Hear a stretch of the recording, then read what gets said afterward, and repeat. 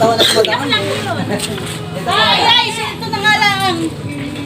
Yung bibigay natin. At ang customer ko nga po pala dito ay taga Batangas. Iba talaga ang ganda at bait ng mga taga Batangas. O diga, pwedeng pang binibining Pilipinas. At ang sabi nga sa akin ni ate dito, ay kuya, 2.20 ako. Ay hala, sige po ate, 2.20 ang taho mo. At para naman hindi ka mabitin dito. At may napansin nga po ako dito kay ate. Abay, masiyahin si ate Hani.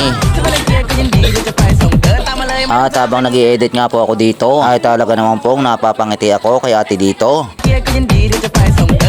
Aba si Bunso at may pinagmanahan pala ano. Aba ay talagang mana ito sa mama niya. At talagang hataw din ng sayaw.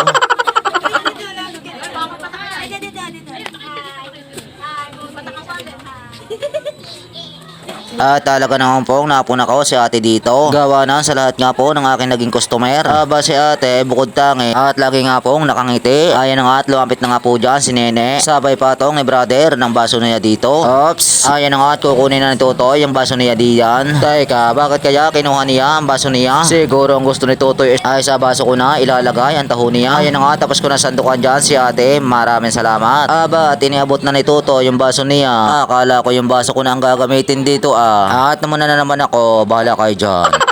At habang nasasandok nga po ako dito ng taho, ay bigla naman sulpot ni tatay at kaway sa camera ko dito.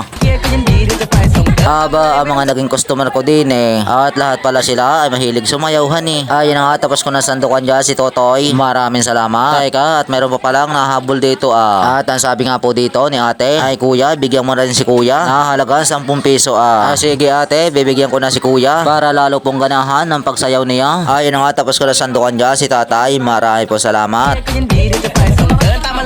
Aba, at talaga palang mahilig sumayaw to si tatay Ayan na nga, tapos na silang bumili dyan. Maraming po salamat. At dito naman po tayo kay kuya. At ang sabi nga po dito ni kuya, sige Brad, sanduke yung dalawa lamang 10 ako din at saka yung isa ay wala ngang sago. Ay hala sige kuya. At yung pong isa ay wala ngang sago para nga po makain ng maayos ng anak nyo ang kanyang taho. At habang sinasandok ko nga po ang taho ni kuya dito, ay nadating na dyan si ate na may daladalang batahan Ayan na nga, tinilapag na ni ate yung bata diyan. Ayan na nga, tapos ko nasandukan dyan si kuya. Maraming po salamat. Ayan na nga, tinakay na ni kuya yung bata dyan. Ay hala sige Bunso, lakad, dahan-dahan lamang Ayan na nga, tinabot na ni kuya yung taho niya dyan. At dito naman tayo kay ating taga-rini sa kanila din Hani. At nagpasaway na naman ako, bahala kayo dyan. Ayan na nga, tuman na dyan si kuya at ate. Aba, at may dadalang gulay si na kuya at ate. Napakasipag naman ng mga are. Hanggang dito na lang po ang ating video. At marami po salamat sa panonood ninyo. Hanggang sa muli, paalam.